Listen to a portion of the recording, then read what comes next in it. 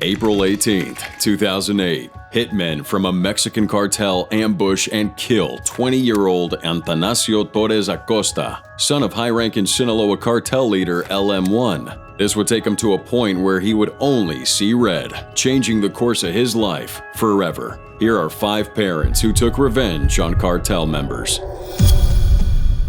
January 24, 2014, Miriam Rodriguez received a call demanding $2,000 to release her daughter from captivity. But despite paying this ransom, she never saw her daughter again. Driven by a perfect blend of fury and a firm resolution, she took it upon herself to apprehend 10 cartel members, believed to have been responsible for her daughter's demise.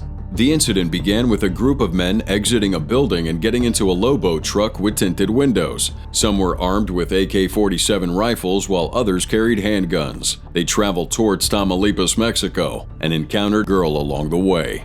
The girl turns in terror, but 2 of the men catch her before she can flee. Laughing, they restrained her and covered her mouth. They lifted her into that truck, shut the doors, and drove off. The area is deserted, so no one witnesses the event. This is a typical operation for the Zetas cartel, one of the most powerful cartels in Mexico. March 23, 2014, in San Fernando, Tamaulipas, Miriam Rodriguez's phone rings, displaying an unknown number. The call is short, lasting perhaps 2 minutes, but the message is unmistakable. "We took your daughter, and we want a $2,000 ransom." Before the call concludes, someone on the other end shouts, "Sama," followed by the beep of a disconnected line. Miriam panics and urgently seeks help, but her situation becomes one of the countless disappearances in Mexico. Her only option is to gather money to secure her daughter's release. In 2014, the Mexican cartel Los Zetas was at war with the Gulf Cartel, a former business ally. The municipality of San Fernando suffered greatly during this conflict. Lots of innocent lives were lost. Robberies and extortions became a daily occurrence. These acts were carried out to either finance the war, spread fear, or simply entertain the cartels. So in hopes of rescuing their 20-year-old daughter, Miriam and her husband collected the money, followed the instructions, and left it near the health center in San Fernando. They said they would let her daughter go at a local cemetery. However, days and weeks went by, and their daughter never returned. Following the initial payment, Miriam began receiving more phone calls. "Give us more money and we assure you we will free your daughter." As time went on, Miriam's hope dwindled, finding it difficult to remain composed without knowing if her daughter would ever come home. She was even convinced by a friend that her daughter Karen would never return and was likely already dead. Eventually, the truth emerged, confirming that her daughter had been killed shortly after the kidnapping. Overcome with anger, sadness, and resentment, Miriam resolved to seek justice herself. She devised a meticulous plan to track down these criminals responsible and ensure their imprisonment. Her only clue was a person known by the nickname Sama. She was carefully searching Facebook for the name Sama, and while scrolling through the deserted pages, a photo tagged with the name Sama stood out. In an instant, she did her best to track him to an ice cream parlor in Ciudad Victoria, 2 hours from San Fernando. The photo included a young woman in the parlor's uniform, giving Miriam her first lead. Weeks passed with Miriam routinely visiting this ice cream parlor, carefully tracking the young woman's schedule in hopes of running into Sama. Then, by chance, the couple showed up. Miriam quietly followed them to their home, her heart racing with anticipation. The police could only act if she could provide solid evidence, such as Sama's real name and criminal activities.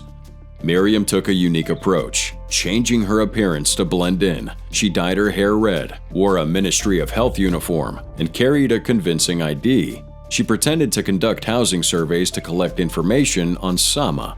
So with a collection of photos, data, addresses, and phone numbers, she sought help from various authorities, but faced rejection repeatedly. Eventually, one officer would take pity on her and agreed to assist. So after significant effort, an arrest warrant was issued, but Sama had already disappeared. Still, Miriam persisted, using her limited resources to keep searching. At last, she had an opportunity to confront this elusive man. On Mexico's Independence Day, an unexpected visitor appeared at Miriam's family's clothing store in Ciudad Victoria. Her son Luis recognized Sama browsing their items. They quickly alerted the police, who apprehended him. The breakthrough in this investigation occurred during police questioning, when Sama revealed the names and locations of those involved in Karen's tragic fate. Miriam's relentless search went on. She continued her efforts, apprehending 10 of her daughter's killers, who had broken away from the cartel and tried to restart their lives. Despite their attempts to move on, she remained resolute in her quest for justice. So in 2017, at the age of 55, Miriam took on a new mission. In disguise, she followed a former cartel member who was now selling flowers and confronted him, leading to his arrest. Her relentless pursuit resulted in the capture of over half of those responsible for her daughter's murder, earning her recognition as a hero in San Fernando and beyond. However, this dangerous mission eventually caught up with her. Concerned about cartel retaliation, she was assigned government bodyguards. However, this wouldn't be enough to evade the long reach of the cartel. And unfortunately, on Mother's Day, she was tragically shot outside her home. Her efforts turned her into a symbol for activists. Though her family suffered a tragic cost, her quest for justice unfolded amid a rise in disappearances across Mexico.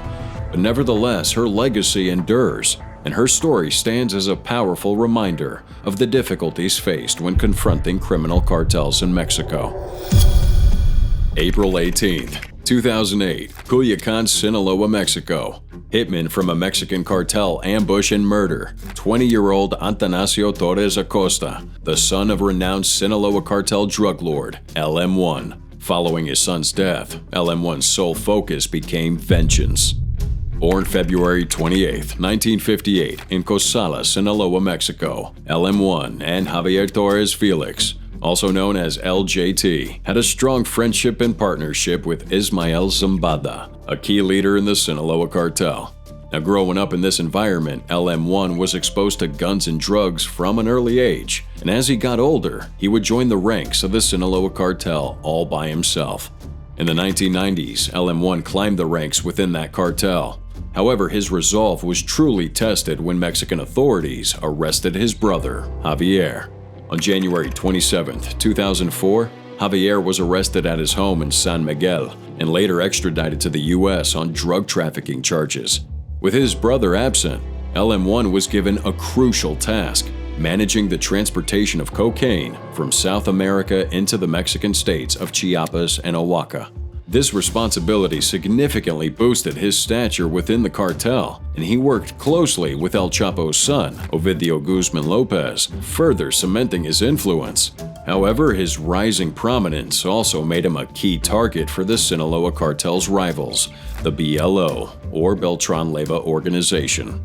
These adversaries transformed LM1 from a typical drug dealer into a ruthless, murderous figure by killing his son during the BLO Sinaloa drug war. On April 18, 2008, a dramatic event occurs near the Montebello residential district in Culiacan. Just outside the health ministry, LM1's 20-year-old son, Torres Acosta, was ambushed by sicarios from the BLO. He was accompanied by his 4-year-old sister, Alondra, and his sister-in-law, Rivas Heredia. The sicarios made an attempt to kidnap Torres Acosta, but he resisted, leading him to open fire, thereby killing him instantly. The gunfire would also strike Alondra in her right arm and shoulder, and LM1's sister-in-law in her left leg. After the murder of Torres Acosta, the police discovered the escaped vehicle used by the sicarios, and inside the vehicle was the crucial item that drove LM1 to madness. On behalf of your friend and his nephews, Los Zetas, so you can understand, Manuel Torres. In the aftermath of his son's tragic death, LM1's behavior took a dark turn. He commanded his subordinates to capture members of the BLO and Los Zetas and bring them to his ranch. During that time, the full extent of LM1's psychosis became evident. He subjected each captive to brutal torment before ultimately killing them in cold blood. One of his victims was the municipal police commander, Roberto Carlos Barcelo Villagran, who suffered a horrific fate. His back was brutally slashed with knives, his legs severed, and he was also beheaded while still conscious, an act of incomprehensible cruelty.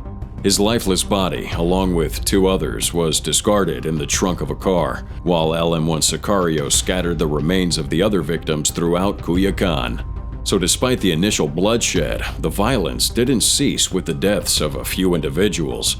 Each act of vengeance only heightened LM1's emotional instability. Moreover, the ongoing conflict between the BLO and Sinaloa just escalated, resulting in even more bloodshed. You see, LM1's brutal tactics earned him the nickname El Ondeado, indicating his descent into madness. He would kill personally 30 BLO cartel sicarios, while he ordered the deaths of hundreds more.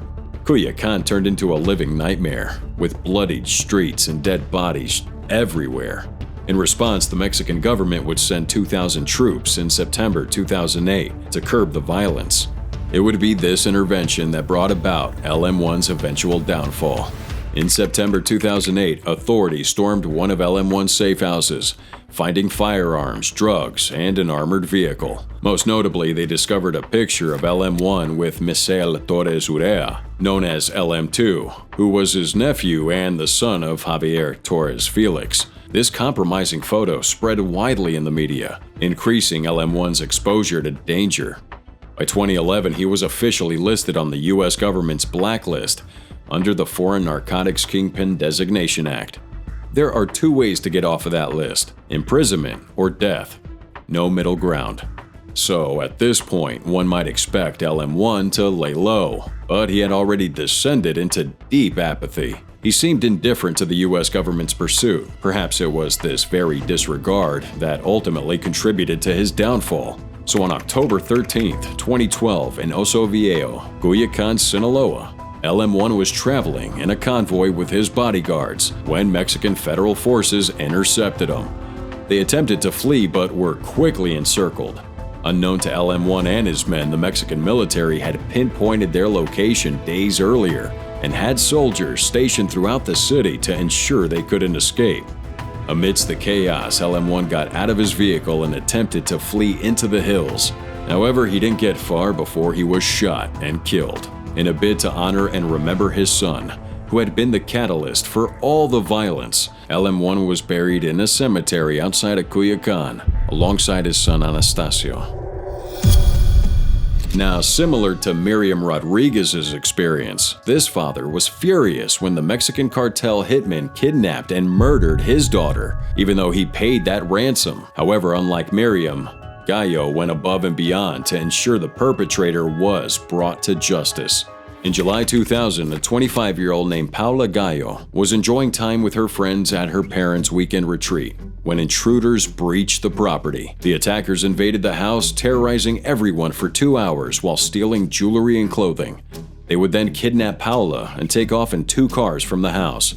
This area was targeted due to its popularity among the affluent in Mexico. So during this time, there were about 7 other kidnappings, but no arrests were made on those either. Shortly after, Eduardo received a ransom demand of $18,500, which was equivalent to 3 million Mexican pesos. And despite that exorbitant amount, the kidnappers likely believed the Gallo family was affluent and could afford to pay it. So Mr. Gallo promptly paid that ransom, but he never heard from the kidnappers or saw his daughter again. A week later, the 3 suspects were apprehended, and Paula's body was discovered near the ransom drop-off point, where she had been brutally shot twice in the neck and the back. Shockingly, a large portion of the ransom was found untouched just beside her body. After Eduardo presented the incident to the police, 3 individuals were apprehended, but none were the actual perpetrators. Surprisingly, the police seemed disinterested in further investigating the case. Eduardo became aware of their lack of enthusiasm when one of the stolen cars was recovered, but the police chose not to conduct any forensic analysis on it. Their explanation? They claimed that it rained that day, so the evidence on the car would have been compromised. Isn't that the most ridiculous thing you've heard? And while that seems absurd, it's not even the worst thing that Eduardo had to face. After his daughter's body was discovered, her clothing mysteriously disappeared, and the police falsely claimed there were no fingerprints found in the house where she was taken. So by this point, Eduardo sensed that something was amiss and realized that finding his daughter's killers would be impossible unless he took matters into his own hands. He closed down his consulting business and assumed the role of an amateur detective. This guy attempted to work with the police, but to them, the case was already closed. So Eduardo decided to break a few rules using connections to obtain classified information on the call logs, locations, and house details of the 3 men arrested in his daughter's case. Luckily, he discovered a lead, a number from a payphone in the area that repeatedly attempted to reach one of the suspects. That payphone was traced to a town called Tultitlán in the state of Mexico. When Eduardo presented his findings, the police were taken aback and had no choice but to follow up on his information.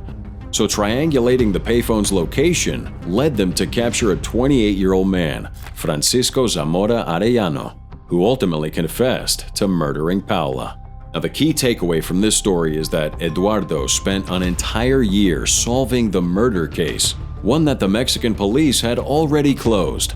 In an interview following his breakthrough, he said, "What a shame that it had to be me, a neophyte in criminal investigation, who had to carry out the investigation, and that the State Attorney General's office of Morelos limited itself to evaluating and checking the validity of my discoveries."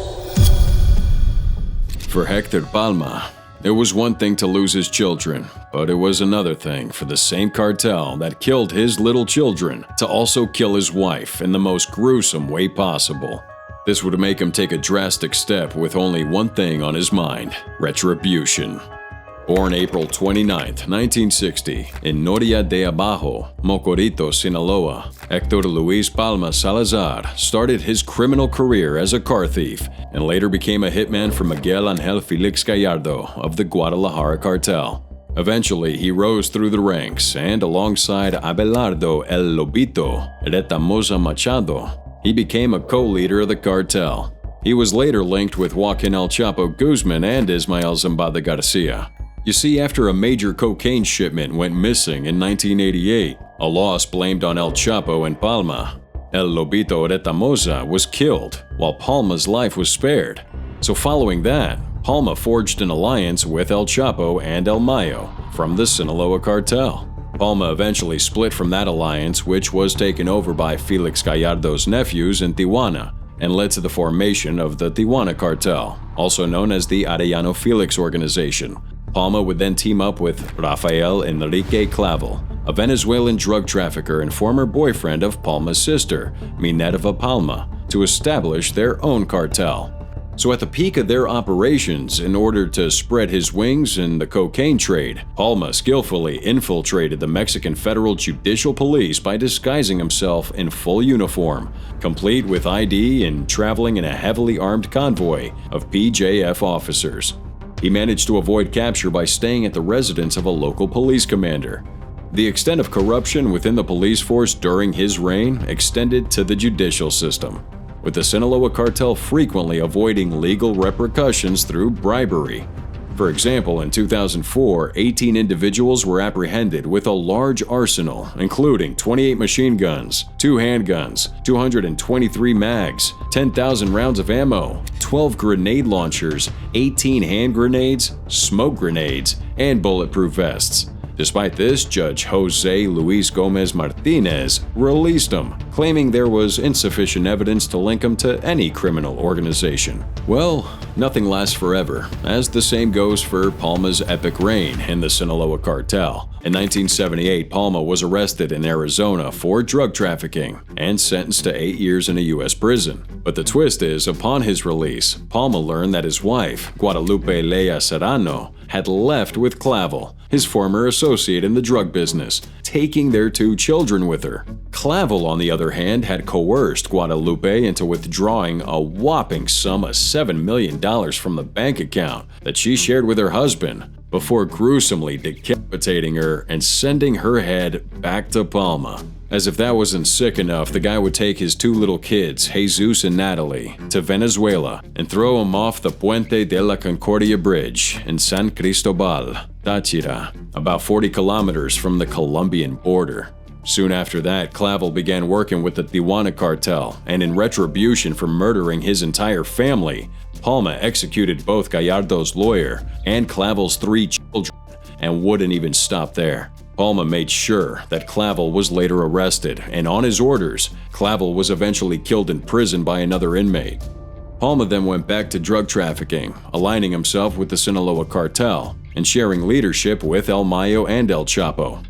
Now, on June 23, 1995, Palma was again apprehended following the crash landing of a 12-seat Learjet he was aboard. The jet, en route from Ciudad Obregón, Sonora to Guadalajara, Jalisco, was forced to divert and couldn't find a suitable landing strip in time. Palma luckily survived that crash, but was subsequently taken into custody by Mexican military personnel. So on June 2, 2003, the U.S. Department of Treasury also took action against Palma, as it imposed sanctions under the Foreign Narcotics Kingpin Designation Act, aka the Kingpin Act, due to his involvement in drug trafficking.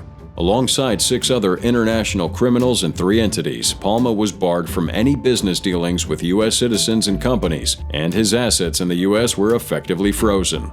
After eventually spending 19 years at Atwater Federal Prison, Palma was extradited to Mexico in June 2016, where he faced charges for the '95 double murder of police officers in Nayarit.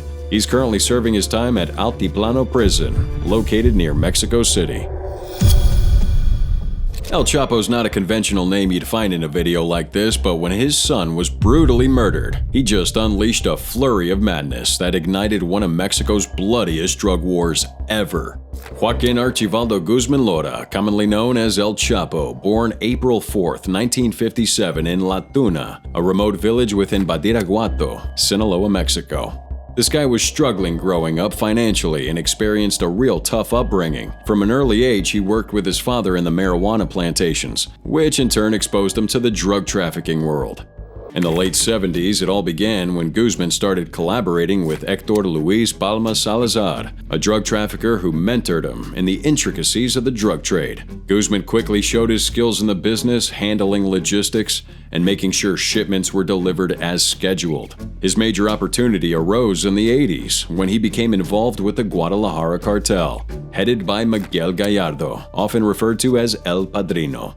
So after Gallardo's arrest in '89, the Guadalajara Cartel fractured, and Guzman took advantage of that situation to create his own group. He helped establish the Sinaloa Cartel, named after his home state, alongside traffickers like El Mayo Zambada and Juan Jose El Azul Esparragosa Moreno. The Sinaloa Cartel rapidly gained prominence, emerging as one of the most influential drug trafficking organizations globally. So in order to achieve success, Guzman used cutting-edge smuggling methods to import cocaine, heroin, methamphetamine, and marijuana into the U.S. He was a trailblazer in utilizing tunnels that ran beneath the U.S.-Mexican border to transport those drugs without detection. His tunnels were fitted with lighting, ventilation, and even rail systems. This guy was resourceful, and his brutality played a role in Sinaloa's dominance, but it exacted a substantial toll. In 1989, Guzman's associate, Armando Lopez, was murdered by Ramon Arellano Felix, igniting significant violence. And in their craving for superiority, the Arellano Felix brothers further intensified the conflict by attacking Guzman's allies, but Guzman wouldn't stop here. I'm sure most of you know part of this story to this point, but here is where the revered drug lord El Chapo showed us that he cared for his children the most. It started in early 2008 when Guzman allegedly turned in Alfredo Beltran Leyva, brother to Arturo Beltran Leyva. In a fit of rage, shortly after, Guzman's eldest son, Edgar, known as El Chapito, was gunned down with an AK-47 in a shopping mall parking lot, an act believed to have been orchestrated by Arturo Beltran Leyva himself. And just like every loving parent, this would stir a resilience within El Chapo so bad that, to avenge his son's death, he, together with the help of the Sinaloa Cartel, dismantled the entire Beltran Leyva organization, sending their leaders to either extradition by the U.S. or to their graves. These turf wars got so deadly that the DEA would come out and just say that El Chapo was the winner of those wars. Throughout that whole time, Guzman was maintaining his dominance in the drug trade. Back in '93, Guzman was apprehended in Guatemala and extradited to Mexico, receiving that 20-year prison sentence for drug trafficking, bribery, and criminal association. But despite being incarcerated, he would continue managing from behind bars, using bribery and intimidation to regain control. Fast forward to 2001 and he escapes from the max security Puente Grande prison in Jalisco with the aid of corrupted prison officials, smuggled out in a laundry cart, marking the start of a dramatic 13-year period where he was evading capture while continuing to expand his empire and power in the drug trade. However, in February 2014, Guzman was recaptured by Mexican authorities in Mazatlan, Sinaloa, following a joint operation with the Mexican Navy and U.S. DEA. Despite his capture, Guzman's influence remained significant. A year later, in July 2015, he orchestrated another bold escape from the Altiplano Maximum Prison in Almoloya de Juarez, Mexico. He fled through a mile-long tunnel from the shower area of his cell. The tunnel featured a motorcycle on rails, allowing for a swift escape. After months on the run, he was recaptured again in January 2016 in Los Mochis, Sinaloa, following a shootout with Mexican Marines. Authorities took extra measures this time to prevent another audacious escape, and in January 2017, Guzman was finally extradited to the U.S. to face charges on drug trafficking, money laundering, and murder. November 2018, Guzman's trial commenced in Brooklyn, New York. Being one of the most high-profile drug cases in history, it would feature testimonies from numerous former associates, law enforcement officials, and experts. The trial showed the inner workings of the Sinaloa Cartel, shedding light on Guzman's operations, violence, and corruption.